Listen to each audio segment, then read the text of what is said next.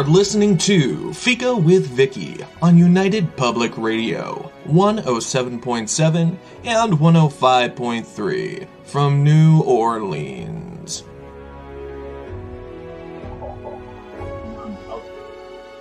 Norman?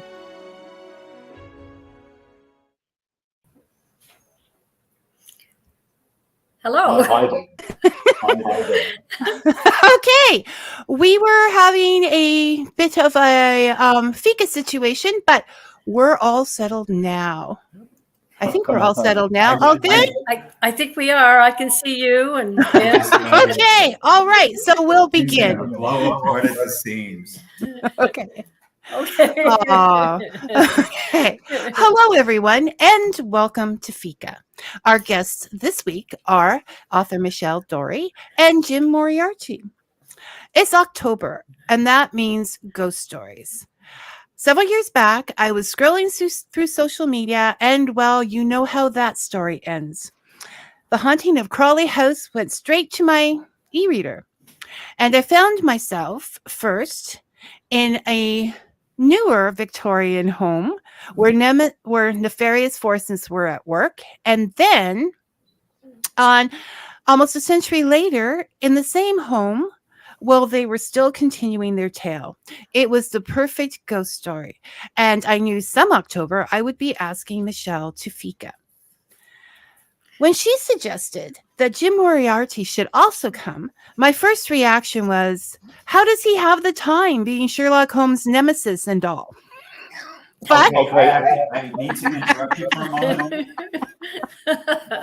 You are not to believe this. I'm saying it. Apparently, you're not Sherlock Holmes' nemesis. You're different. Finish. James Moriarty.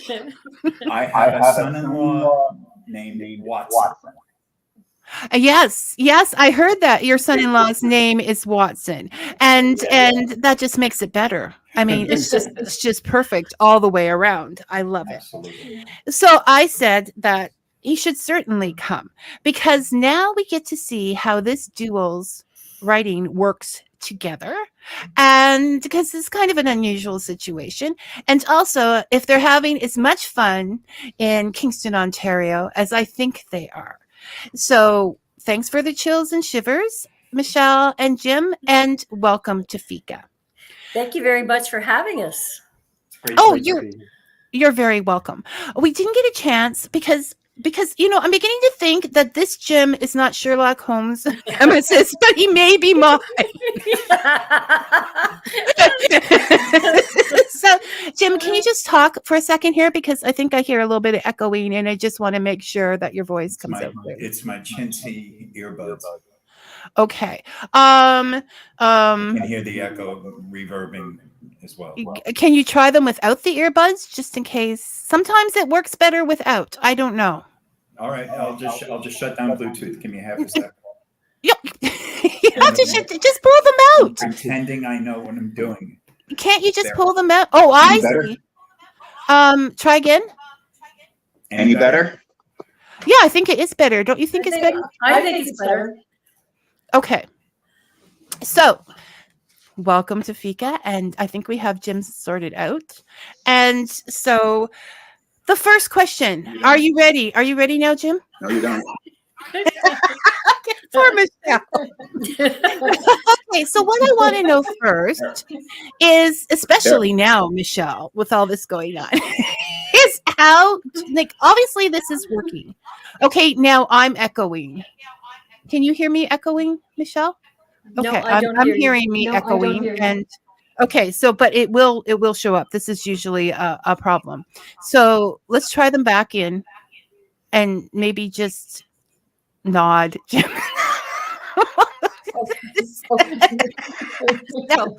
we'll get you in here somehow.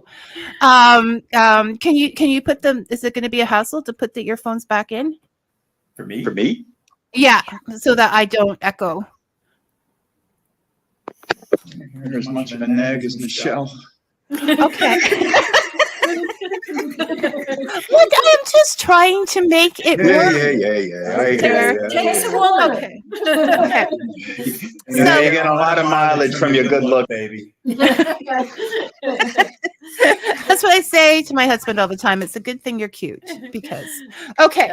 So how, especially now, how does that work? Who does what? If there's a creative difference of opinion, how does it work? Well, if it starts actually, we get a concept, and Jim calls our kitchen the magic room, and we'll make supper, and we're kind of bouncing ideas back and forth, and we'll come up with a few good concepts and scenes, and then I will actually write it, and the next day Jim will do a read back of it and a critique. And it's a back and forth. He'll also, when he's doing a read back, he usually adds a lot of description or emotion to a scene.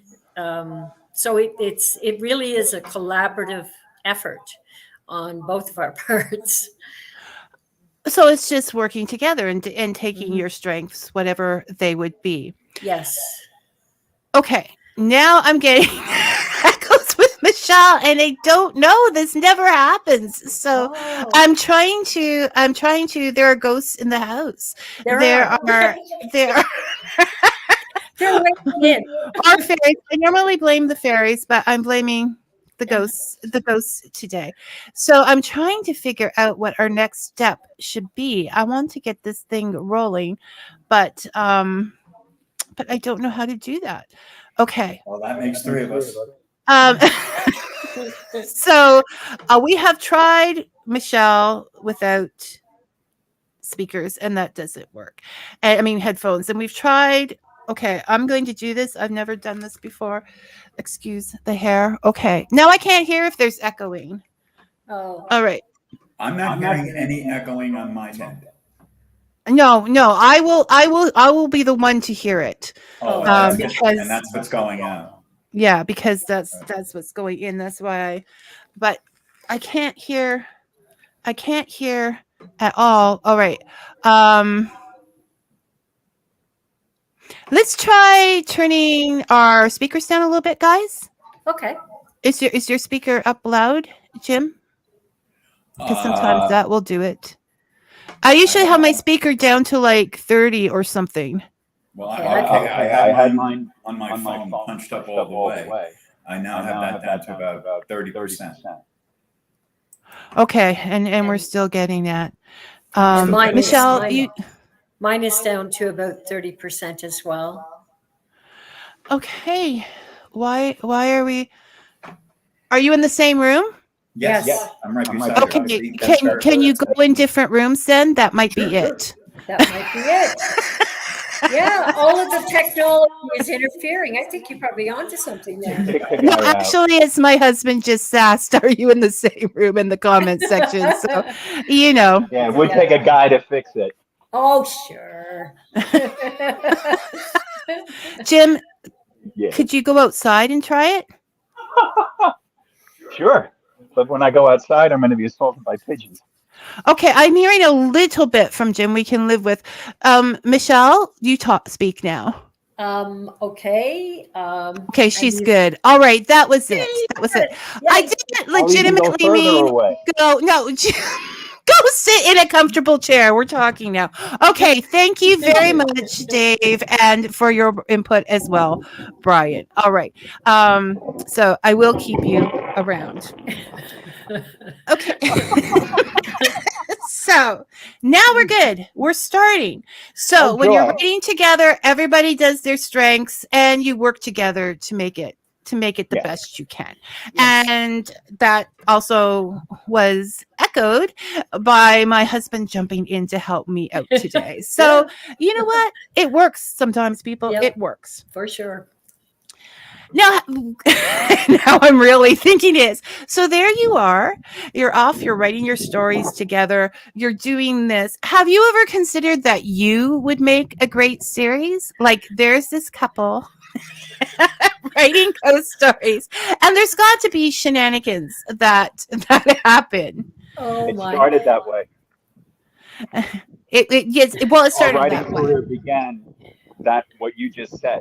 having a good time. I'll give them the backstory, sweetheart. Yeah, no, somebody Go ahead. give me the backstory because You go it's ahead, great. Jim. Yeah, go ahead, Jim. Okay. All my life, I have been told you need to write the book. You got to write the book. You have to write the book. And we got together much later in life, and we were in our 50s when we met. And I said to myself, wouldn't it have been great if we met when you were still in your 20s in New York City? And I sat down, and within a span of what, honey, maybe 8 weeks, Yeah. I was possessed with writing a novel, a fantasy novel, and time travel and romance and action and adventure, 90,000 words. And in about 8 weeks, I finished it. I wrote the end. During that, when I was about halfway through, Michelle was watching me do it, and she said, I think I could be a writer too. And she really liked ghost stories. And we looked at what I wrote, and it's 90,000 words of absolute dreck. And it was from that moment, from then on, we decided to do the partnership telling the ghost stories and the ghost tales. And it started out with Crawley House because of, as I'm sure you've seen, we went on a haunted ghost walk kind of tour, and there was no flesh to the characters or anything. It was more or less a recitation of this is what they say happened, and then that happened, and then that, nothing but plot with no characters. And we started chatting as soon as the tour was over, and her first novel, Crawley House, came about as a result of that. But yeah, there is a book there that is actually the two of us getting together, not in a novelized form. But it's not published because, there. As I said, it's right. But the memoir, well, you need. So, Michelle, did you ever think about writing before? Not really. I enjoyed writing in English on my English classes in high school, but I'd never really thought, because who thinks to write 60, 70,000 words? It just seems impossible. But once Jim did it, and I've always been a big reader, I thought, well, why not try it? And I was having so much fun doing it, and learning more about the writing craft, that I just kept going and going because it was fun. And the two of us really enjoyed it. So together you made the perfect writer. Yes. Like, it takes, you were each other's half when it comes to writing, Yeah. Anyways. Yeah. Okay. It's remarkable, the synergy between the two of us. It really is. Yes, we publish under her name, maybe because I'm a candy ass, or maybe it's because women authors sell better in the indie market or whatever, or maybe it was her idea that started it. But that's going back now about 7 years, and we just stick with it. And so that is my question, because this definitely works. Although I do want to point out Brian's comment here, because it sort of sounded like that. That sounds inspired by the old song, "Anything You Can Do." Yeah, oh boy, did he really, really tell the truth on that one. Wow. I think maybe there's a little bit of that in most marriages. Yeah. There's that little competitive struck. So how many books? I tried to count, and they're all over in different series and everything, because somebody really does have to update her. That fell on me, but yeah. Not a techie. How many books have you written and put out there? 28 books, actually. We've got 2 series of the haunted novels, and then I just taking a break from that, I dived into paranormal women's fiction, which is basically it's fantasy fiction with witches. There are older heroines in the books who've had some of life's hard knocks, divorce, and coping with that, getting on, and they discover magic, and they really are fun to write. So all in all, yeah, it's 28. There's 6 in the Hauntings of Kingston, 6 novels, and 7 in the Haunted Ones, which is actually they take place in Upper New York State. And then I have one orphan, Haunted Cabin, which is I was wondering where that fit in. Yeah. I think it would be closer to the Hauntings of Kingston because they are more independent stories to each other. Standalone. They're very, very much standalone. Whereas the Haunted Ones series, we started with Haunted Hideout. And then when I was writing the second book, some of the characters from Haunted Hideout, I didn't want to let go.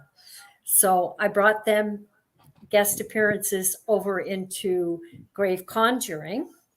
And then characters, as more books were written, and I started to like more and more of the characters, they carried through all of the other books. They're all independent stories, but with the same. But the characters do make guest appearances, and they play previous books characters in a current book will have a minor role. And series sell because people also get attached to the characters, and once you get to know them, you're like a little sad when they go away. Oh yeah, they're friends. Yeah, like what are they doing next week? You want to call them up and see if they want to come over for dinner Sunday. So at least you can keep them in the books. Yes. And I also want to comment on the older authors because I think that is so important. Many people that start writing wait till they're retired or older, and so they know what that means. And like, no, I'm not sleeping on the floor of a tent anymore. Get me an RV. We discussed that at length. And there's a lot of people out there reading in that age group that gets. I'm good at all genres, but sometimes it's just like, no. I want somebody a little older and more knowledgeable about the world. So I think that's fantastic. I think that's terrific. Now, with the Haunting of Crawley House, can you tell us a little bit about it? So before we start discussing it specifically, people have a little idea of what's going on with the story. Do you want to take this one, Jim, or shall I? I don't want to exclude you. Sure. I love shooting my mouth off. You want? I would just like to point out that Jim is not Canadian. Where are you from, Jim? I am born and raised in the Bronx. Exactly. Okay, so I am a New Yorker. So that's Jim. Okay, I won't say anything else about that. So you'd like a synopsis of the Haunting of Crawley House? Yes, please. All right. Okay. It starts after the First World War. A major in the Canadian military. He married a British noblewoman. Think of something like Downton Abbey, and brought her over to Canada. She gave birth to twins, and when she had her second pregnancy, she was advised to get a housekeeper. So they hired a housekeeper who was an immigrant from Ireland. Now, my parents were immigrants from Ireland, so I did a lot of the dialogue in terms of the "ye dinna know what ye be doing" and stuff like that, because that's what I grew up with. Oh, and at any rate, it was good. In the modern times, the house still stands today, but it's haunted and it's owned by the local university that has never been able to have tenants last more than just a few weeks or a few months.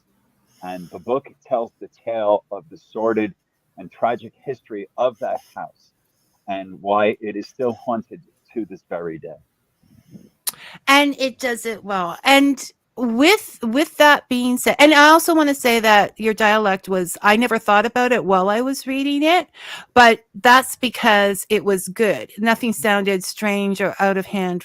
It was, you did a really nice job on there. I had the chair on that. And you did it well. So the curiosity of the ghost walk and what could happen created the story of Crawley House. Oh, that's the key of writing right there. That phrase you just said. Curiosity. What could happen? What if? What if?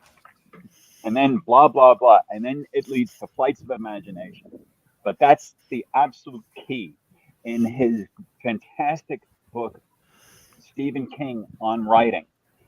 He starts out with the writer's process of creativity is ask what if, and followed up with whatever you think. And that's how it happens. That's very telling on your part.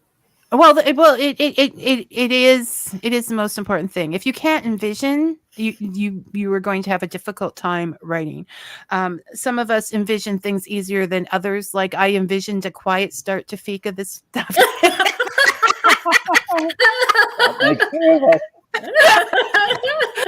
I should have no. Thank you, Jim. That was it. Nice. You were being nice and.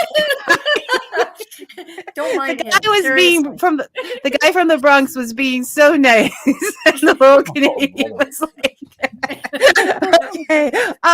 So that takes curiosity to do that. But with any ghost story, there's like a part that happens in the past, so that you have the story and them and then what happens now.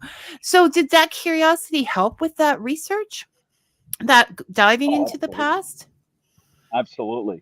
I did a lot of the legwork on the first half of the book, and when I say legwork, I mean doing the research. What was it like? Like in Kingston, Ontario.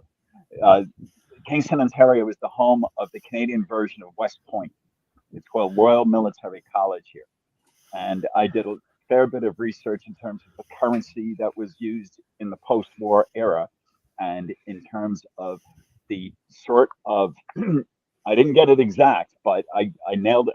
I took a little bit of dramatic license, but the scenes involved and how the ranks and how that worked, and the legend of Mr. Crawley, Major Crawley, and all of that stuff. And then Michelle took it from the modern day in the second half of the book, the modern day setup with the single mother inheriting and moving to Kingston to continue her schooling. That was so you take so once again there's sort of a division of responsibilities that you do, and it makes, I mean, I was reading that, it makes perfect sense that he was in the military with the Kingston the Fort there as well. Yeah. And I would just like to make a disclaimer, as my husband pointed out in the comments, I have spent a lot of time in the Bronx traveling. So I have nothing. He drove transport. And so we would go into New York City. Point Market, baby. and so I have nothing against the Bronx. Just no. I'm sure your husband does. So also, when you're looking at the history and how things have changed, now you're there and you have, well, let's just say nobody's perfect. I'm not going to point fingers. So no character's perfect. And so you sort of have to have a sympathy for those quirks, or even those very nasty quirks. Did you find it easy? Like, do you have sympathy for your villains, we'll say? Absolutely. That we try to make the villain have some redeeming qualities, or even some pathetic qualities that are common to other people that people can identify, so that, okay, they're making some really bad decisions. You can kind of understand why they're making these decisions and actually feel sorry for them a little bit. And at the same time, just thinking of Crawley House, the mother, the highborn British mother with the twin girls, she wasn't lily white either. She had a catty streak, which she hurt the protagonist Bridget. And she wasn't even aware that she'd hurt her, but she wounded her deeply. So you kind of, while you admire Melanie that she's doing what she can to protect her daughters and, you know, create a life that they will flourish, she wasn't entirely innocent herself.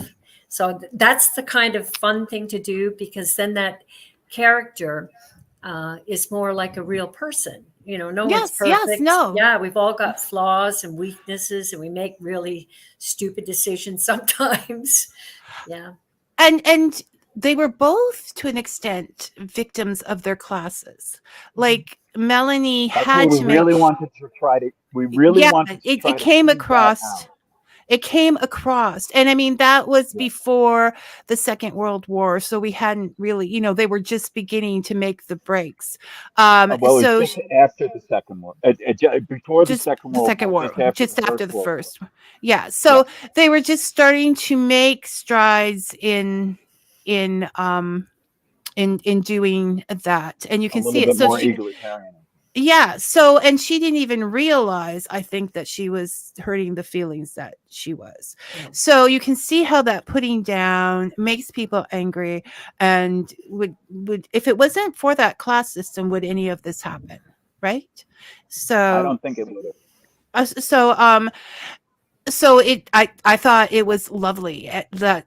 Not lovely what happened, but the way you worked that out was lovely, and we could see all of those things happening and rolling from the outside. So definitely the history was important, and you took care of that. And we talked about the fact that Jim always wanted to be a writer. Michelle never really thought about it, but then when Jim said he wanted to do it, she said, "I do too." So. She was a copycat. I'm telling Mom. You just can't be an individual, can you, Jim? And then she takes over, but she did invite you here today. Yeah. So, and she does give you. Well, you know, I can overcome anything. It won't become. So that is the Crawley House, and there's 5 more books in that series, The Hauntings of Kingston. Yes. And they're all, as you said, standalone and wonderful. So we're going to go into this is crazy for like 7 years. How many series do you have altogether? You talk sort of what they were about, but how many? Tell the world. Well, 5 series, I think. Yes. Okay. Yeah. I'm thinking 6. Okay, oh yeah, you're probably right. You're probably right. It's probably 6. I'm probably not. And then of one. Legacy, right? Yes, yeah. What's funny is we name some of the series by the main character. For example, there's the Hauntings of Kingston, the Haunted Ones, and then there is Kira, which is the Mystical Veil. Then there's Bernadette, which is Song of the Gods. Then there is Shannon, which is Hex After 40. Then there's Kara and Marin, which is the Wandering Witches. That's 6 right there. And I know I'm missing some, Michelle. I don't think so. I can think of 6 off the top of my head. Yeah, it is 6. You've got them. The Which Way series. Yes. Which Way? That's Marin and Kara. I like that title. I like the the leaning of it. So I just want to point out to the people out there how generous you are with your readers. Like, this is how I feel like you guys are having a good time, because you're like, we're just writing them and giving them away. Like, this is so on the site. Okay, on your site, you say that you. Okay, I'm gonna put name brands here. Do you only have your ebooks on Amazon? Yes. We have an exclusive deal with Amazon for the ebooks. We're in Kindle Unlimited. Kindle Unlimited. The program that Yeah. people subscribe to. But the paperback versions are on all of the retailers. And audiobooks, we have some audiobooks up on Amazon. And also we have the YouTube channel going as well for the haunting books. Right. So you can get. Cantor has a few. I'm sorry? We signed a audiobook publishing deal with Cantor. They're a big audiobook producer. They produce and sell their own audiobooks, and they have the rights to 3 of our books on as well. We signed that contract about 5 years ago now, sweetheart. Yeah, but they distribute through Amazon too, though. Yeah. So right now you can get on Amazon, you can get The Hauntings of Kingston for 99 cents in the States, $1.31 in Canada. And then I just want to check out, you don't have them in ebooks in the UK? Oh, no, they're there. No, Oh, they are? Oh, I just couldn't find them. Well, I don't That's know. 25%. No, it's not your fault. I'm saying I couldn't find them. I just wanted to make sure that you did, because I think they would do very well. Oh, yeah, over they're there. worldwide, actually. Yeah. And then you can listen to all the audiobooks professionally done on YouTube. Well, not quite. Okay, tell me the story. Well, the audiobooks that so far that I have up on YouTube are in the Haunted series, the 2 series that we have. And the first couple are, I hired a narrator, but good narrators for Crawley House and the Haunted Inn. The other ones I have been doing with AI, and it's been working okay for me. So, yeah, the other ones, the Haunted Hideout, the ones that Tantor approached us for, Haunted Hideout and Haunted by the Succubus and Grave Conjuring are all narrated by Kristen James, that series. Yeah. Okay. All right. Yeah. I've just listened to, I wanted to I read Crawley House a few years ago. And so I just wanted to get it. So I listened to that audio okay. on YouTube and thought it was quite nice. Yeah. So she did a great job. Yeah, she did with all of the voices and all of the different things. So you also have, and I've seen this, a readers group for your readers with On Facebook. Yeah, you have a readers group. It says in your books, join our readers group. Did you mean Facebook? Oh, that's our newsletter. Oh, your newsletter? Yeah. That's a link to our newsletter. We send out a newsletter to our readers. We try to do it once a month, and so it usually goes out about every 6 to 8 weeks. And it's promoting new books or just telling what shenanigans Michelle has been up to lately, and things along those lines. We haven't sent out a lot of newsletters this year for the simple fact that Michelle, it's been a year of medical challenges for Michelle, which is why I'm sorry to haven't hear that, published Michelle. many books this year. Yeah, not as many books this year. She's doing much better now. This side of the soil. I'm not a ghost yet. Yeah. This is good. The first 7 months of the year, she's been in for 3 surgeries and had COVID and had a problem with blood clots. So that's why there hasn't been very many books published this year, because we've had to cope with a lot of challenges. But it is looking better. But that readers group is our mailing list. That link that's at the back of the ebook that you see is a sign up for our mailing list. You tap the link, and then we get your name and mailing address. We get it confirmed that you really want it, and if you sign up, you get a free book. You mentioned we're being generous, and if they're generous enough to let us into their inbox, we're generous enough to thank them for it. And,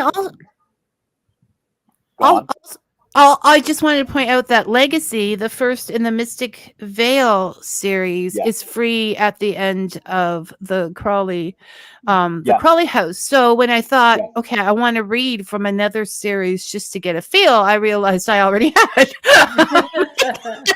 I mean, I want to read the other series as well, but I really do live a life where there's so much to read and so little time. Absolutely. Yeah, absolutely. Just to keep up with everything. So, and I really, really like that. Now, see, that was a younger character. Yes. Kira is a younger character, but I thought she had personality, and there was depth to her character, and so I appreciated. Yeah, I she had a appreciated lot Growth through the series. Yeah, her growth through the mostly series. Michelle's. Yeah. She really grew through the series, and that was Michelle's doing. She Not started Kira's? out as a spoiled brat trust fund kid. Yeah, she was the And princess she to ends start up out with. a real trust fund princess. And at the end, she's someone completely different, much more forgiving and much more caring about people. Which is She was another not that thing. at the beginning of the book. No, and that's another thing that is important, that characters grow. I get very frustrated when they don't learn from their experiences. Very much like real people, but I get very frustrated when they when they don't learn from their experiences. So I'm going to follow that. But I still didn't find her. I mean, she's, I guess, there are some out there where I just I don't like them, like the characters. I just don't. And I think, okay, it's okay not to like main characters, because if you watch Breaking Bad, I mean, he's not that likable. And there's a lot of series that the main character is not that likable. But when you're easing into a series, sometimes you like to like the character. So I didn't find her non-likable in the first place. So definitely we'll continue that series. And if you want to know what I'm talking about, just get the Crawley House, and Legacy will be added to the end of that, just like that. So there's a lot. Right. Which is one of the benefits of being an indie writer, because you can do those things for your readers without plus you can get 5 books out in 1 year. Yes. Jim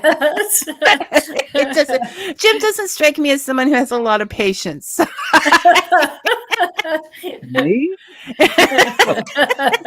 Like, let's go, let's get it done, let's move. What's next? Boy, you don't know Michelle at all. I'm the impatient one, really. So Michelle has driven you crazy. He warned me when we met. He was certifiable crazy, and I said, okay, I'm in.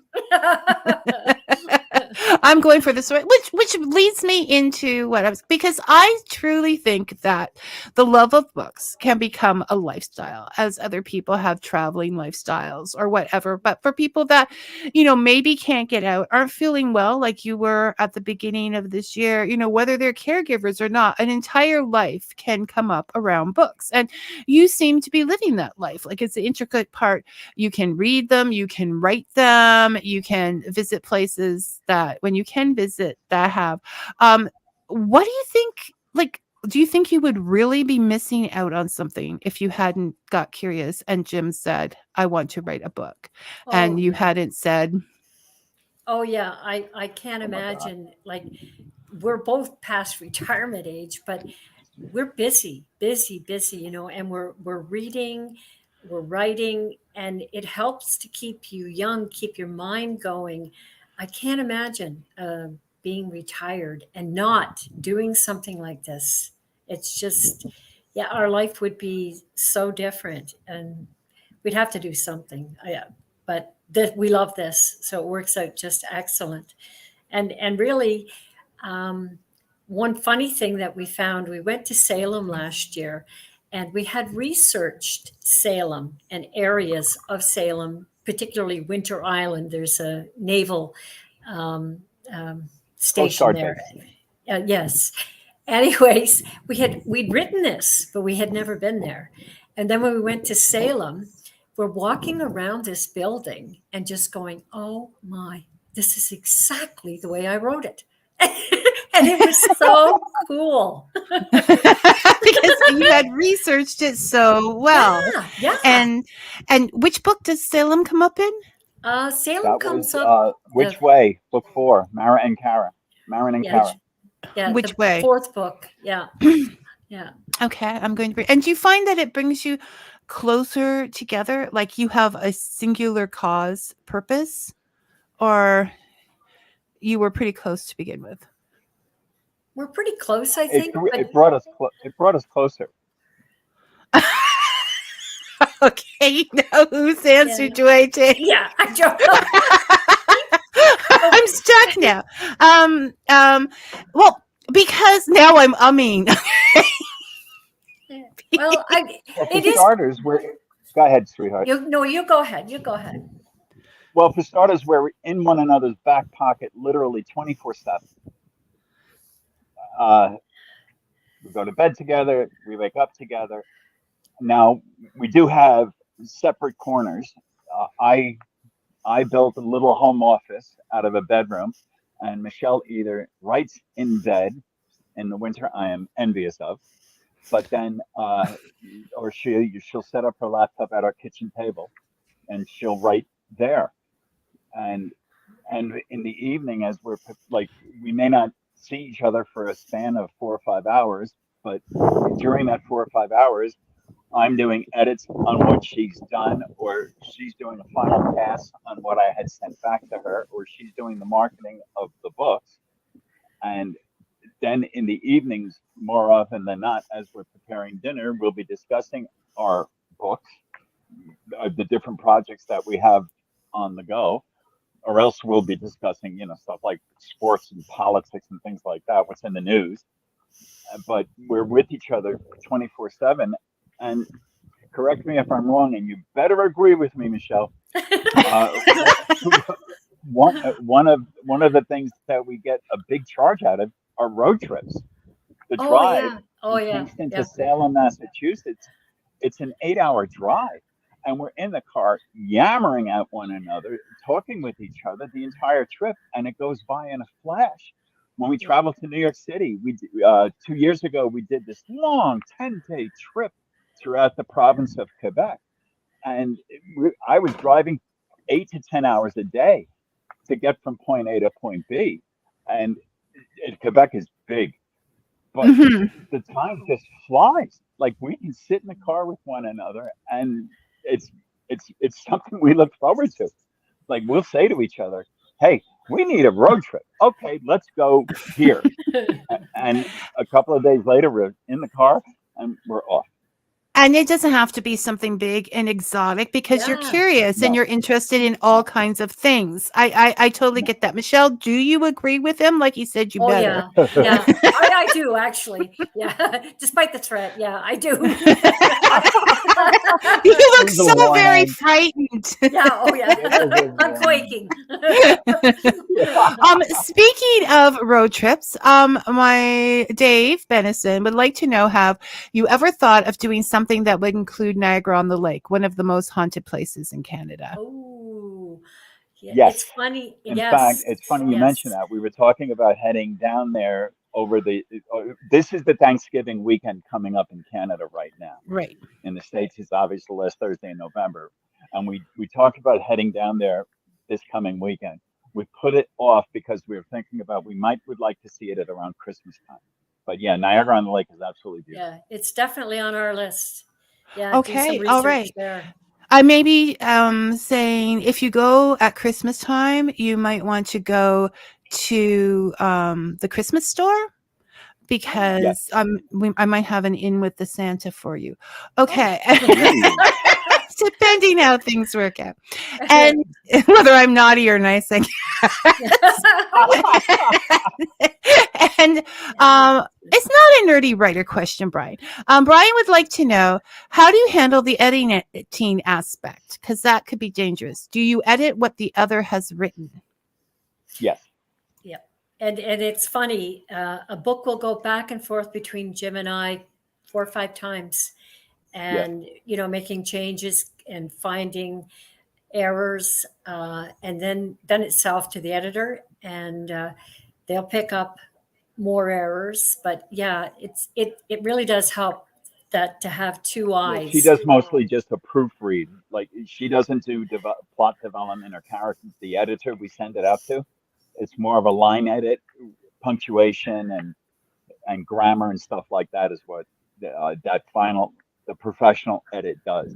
Everything prior to that is done between Michelle and I. Yeah. So when I'm gonna cause trouble. So when you talk about the impatient aspects of Michelle, does that come into editing at all? No, it's more of a rush to publish. So you're the one. I can see.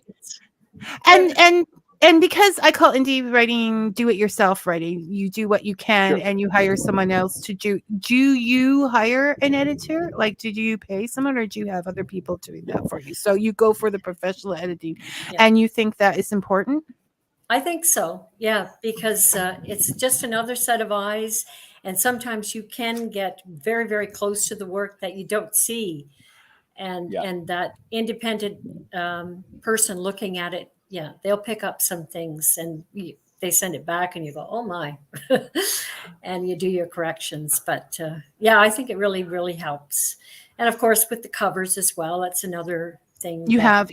I was going to ask that. You have someone do the covers. Well, I like them. I mean, obviously, the black and white is wonderful for the excuse me, for the haunted ones, and the other ones are so colorful and magical, so those look nice as well.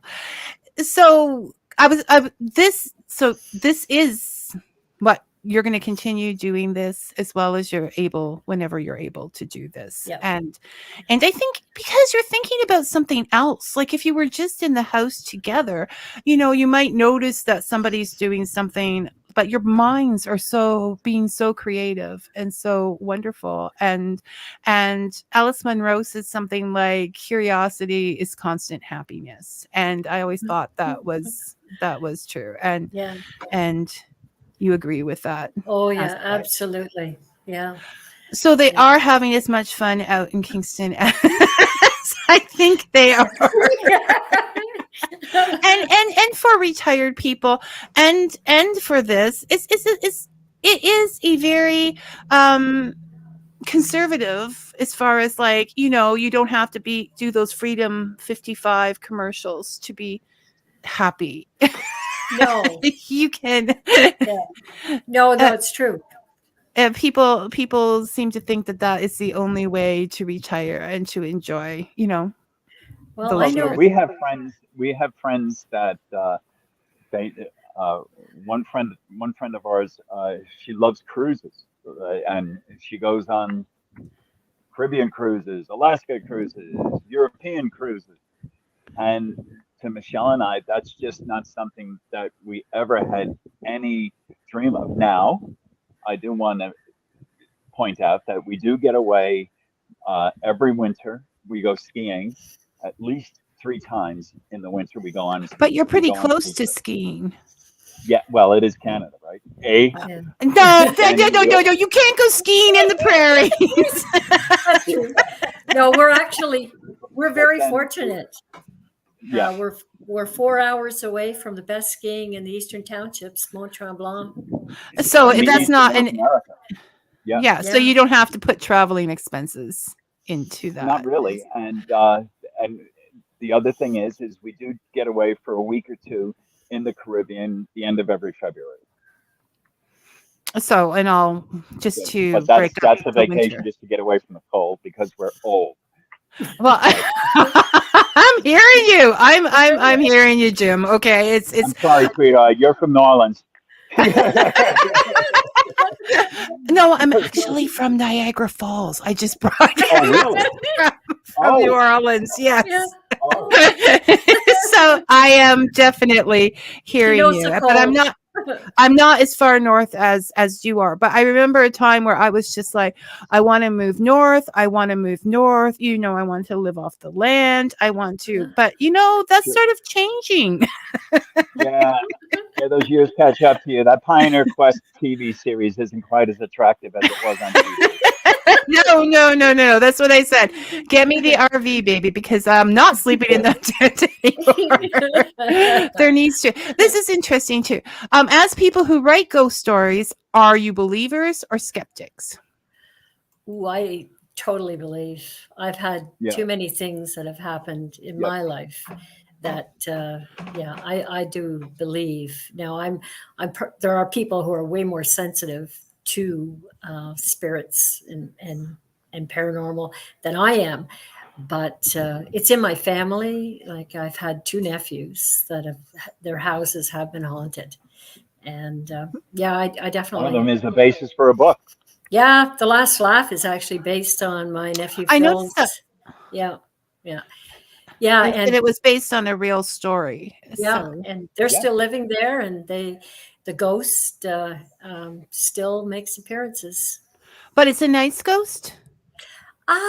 He was more playful, but lately what I've heard is that when their daughter returns from university to stay the weekend, she's seen a dark shadow at the foot of her bed, and she's experienced sleep paralysis. So that kind of freaked her out. So that part was not pleasant. But as far as my nephew and his wife Sherry, they've never had anything really negative. So maybe it's just Hannah that the ghost doesn't really care for. I don't know.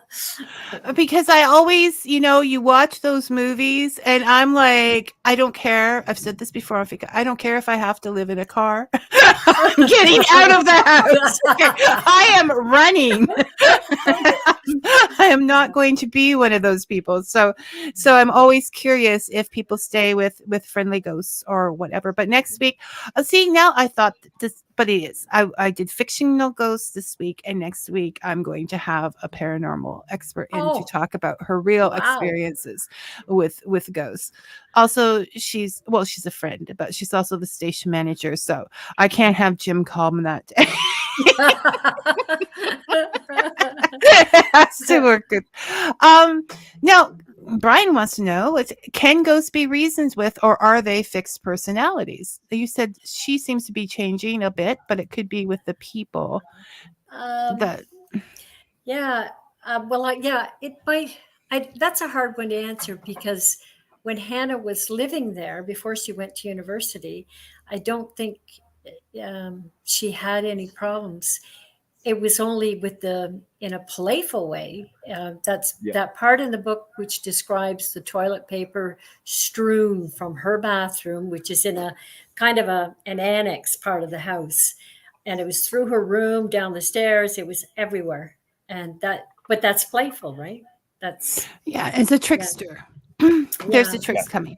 And so if people want to know more about this story that was based on, they should buy The Last Laugh. That is only $1.31 in Canada right now, and 99 cents in the States. And they will hear. They can see more of that story. Right? Yep. So I would love some time to talk more about the other series. We concentrated most on the hauntings and that, if you're ever up for it in your thing, and to see more about because I just think you are a wonderful example for this particular thing. Now, all things Jim, you are a wonderful example of just grabbing hold of your curiosity and your passion and living with that and enjoying life as it comes. And we need to see more of that. That's very generous. Thank you. Oh, yes. Well, I'm thinking, I'm like, should I say to add, and I was on such a passionate role, the capitalistic system. And so I thought, well, no, the way Jim felt about that class system back in the Crawley House, maybe he wants to hear that he's doing that. I don't. But look at yourself, Vicky. Like you've started this radio program and you've gone from 50 subscribers to now you're over 100K. Wow. That's amazing. Live listeners. Yeah. No, I'm pretty pleased with myself. You should be. And thank you to all those live listeners listening out there now, and for having patience for things like the echoing earlier. I think they just like bloopers. I have a lot of them, but no, it's really important to find something and be passionate about it and grab onto it, and otherwise, what does the brain do, right? Yeah. It just and there is a lot of happiness out there and great people giving us something to do, like, the books. And that's why I love indies, because they are different voices. They're not the same voices that we hear over and over again in the books. In the books, people, I'm not hearing voices of the characters, and they're different ages, and it's not always that kind of thing. So thank you for writing the whole Haunted series. I mean, people can have a ball for like $6 American, 150 Canadian. No, American, and have something to read, every week, every part of a week up to Halloween. So I really enjoyed our visit, and I hope we get to talk again Meeting you. soon. It It was was good lovely. meeting you too as well. Okay. We'll talk later. Okay, Okay. take care. You too, Vicky. Bye. Bye-bye. Okay, that was a great conversation. Once we were able to get started, but it was fun nonetheless. Oh wait, Brian had a comment before. Is that a question, Brian? We'll get it. Are the ghost cats? There could be, but you'll have to hold that question until you can ask Michelle that next week. Do pets come back as ghosts? A different Michelle. We have 2 Michelles 2 weeks in a row. So great. I hope you all enjoy the month and the booze and the chills and all the scares that are going to come with it. We certainly are going to here on Fika. So until next week, may your coffee be hot and your story sweet.